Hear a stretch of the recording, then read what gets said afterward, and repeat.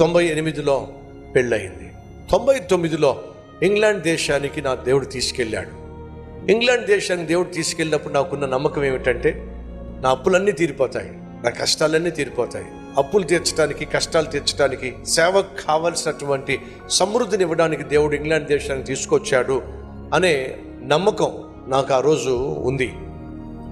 కానీ వెళ్ళిన తర్వాత ఆర్థికంగా ఉన్న సమస్యలు తీరిపోయే మార్గం ఎక్కడా కనిపించలా. సహాయం చేసే నాదుడు ఇంగ్లాండ్ దేశం నాకు కనిపించలా.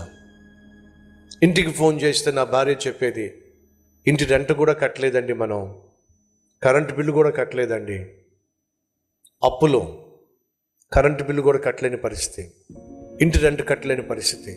ఈరోజు మీరు ఎవరైనా ఉన్నారా, బ్రదర్ ఇంటి రెంట్ కూడా కట్టలేకపోతున్నాం, ఆ పాలోడికి ఇవ్వాల్సింది ఇవ్వలేకపోతున్నాం, కరెంటు బిల్లు కూడా కట్టలేకపోతున్నాం అని దిగులు పడుతున్న వారు ఎవరైనా ఉన్నారా?